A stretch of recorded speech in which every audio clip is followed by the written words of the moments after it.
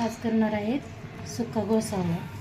तर यासाठी हे घोसावळा चिरून घेतलेला आहे आणि ही मुगाची डाळ भिजत ठेवलेली होती, तरी मुगाची डाळ भिजून घेतली.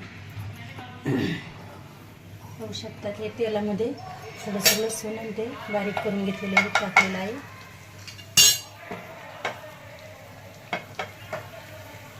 थोडीशी जिरे, थोडीशी मोहरी टाकून घ्यायची, थोडी हळद टाकायची,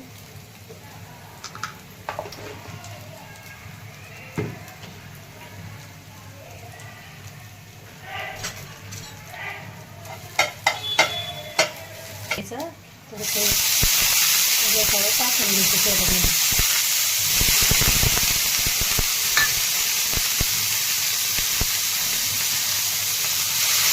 मुगाची डाळ टाकून घ्यायची,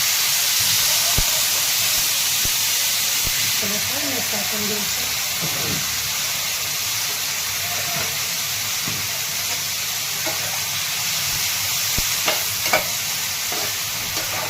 साध्या आणि सोप्या पद्धतीने करायचं. घोसावळा खूप छान लागतं. तेलामध्ये परतून घ्यायचं. जसं परतून घेतलं की थोडंसं तूप टाकायचं,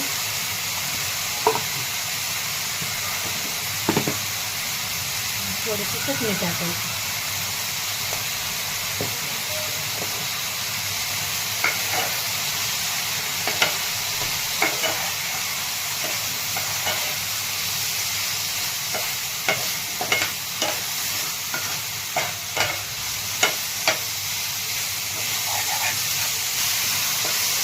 थोडंसं मुगाची डाळ टाकल्यामुळे पाणी आटून घेतं ना, त्यामुळे थोडंसं पाणी टाकायचं.